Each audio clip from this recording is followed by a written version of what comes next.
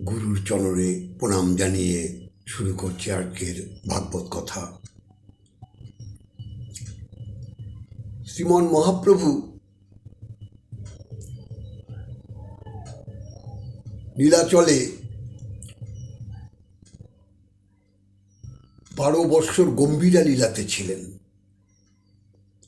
তো গম্ভীরা লীলা শব্দের অর্থ কি? এখানে বলেছে গম্ভীরা লীলায় মহাপ্রভু কি করতেন? শ্রীমান মহাপ্রভু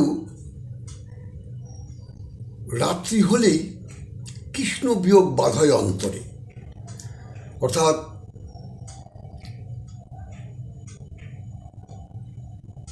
নীলাচলে প্রভু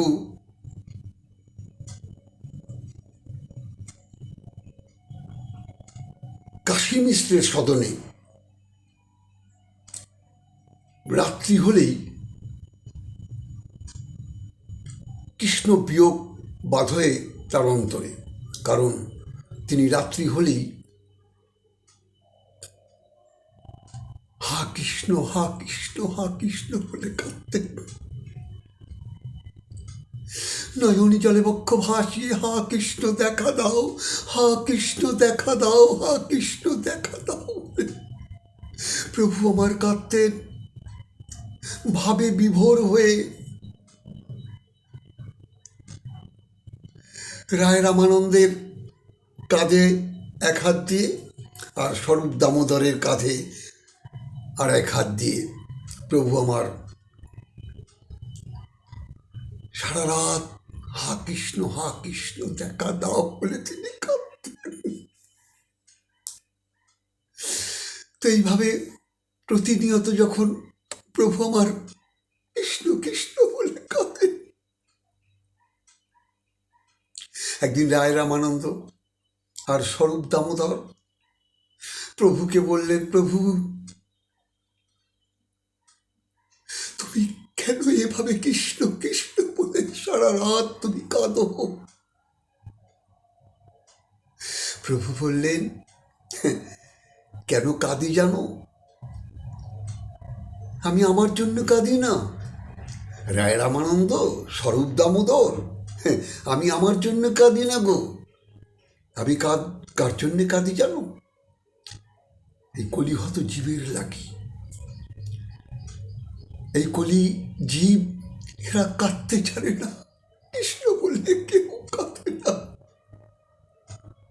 সব মায়ায় আচ্ছন্ন হয়ে আমার স্ত্রী, আমার পুত্র, আমার কন্যা বলে কাঁদে, কিন্তু কেউ কৃষ্ণ বলে কাঁদে না। কারণ এই কলিহত জীব যতদিন কৃষ্ণ কৃষ্ণ বললা কাঁদবে, ধুলোয় গড়াগড়ি না যাবে, ততক্ষণ আমাকে বারবার এই ধরায় আসতে হবে। হরিবল হরিবল। কারণ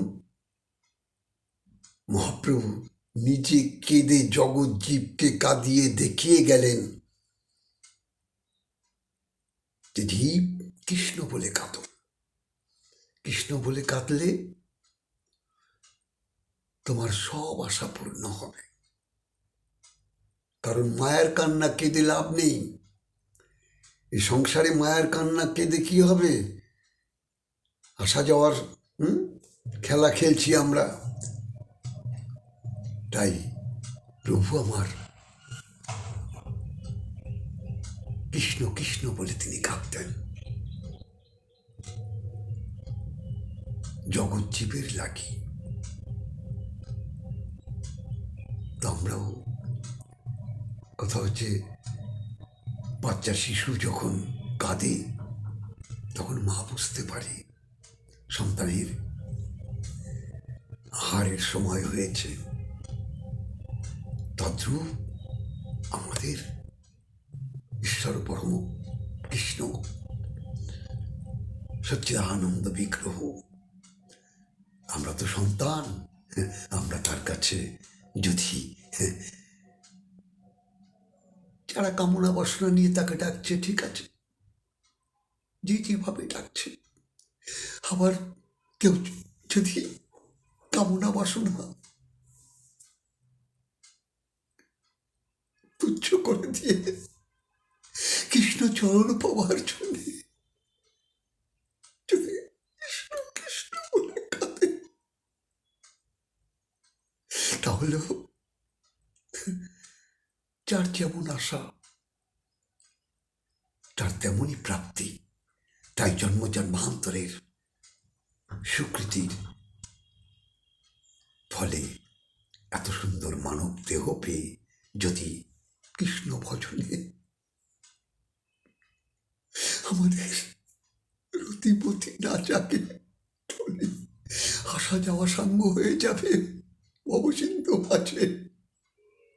তাই সদা সর্বদা আমরা কৃষ্ণ কৃষ্ণ বলে মহাপ্রভু দেখিয়ে দিয়ে গেলেন। আজ থেকে 539 বছর তিনি নদিয়ায় অবতীর্ণ হয়ে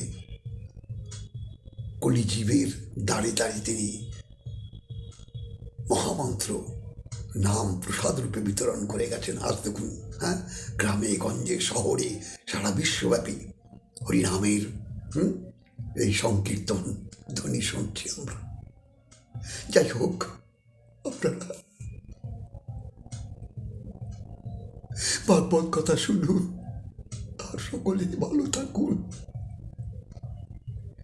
ঈশ্বর আপনাদের সকলের মঙ্গল করুন, এটাই আমি তার কাছে প্রার্থনা করি। জয় রাধে, জয় নিতাই।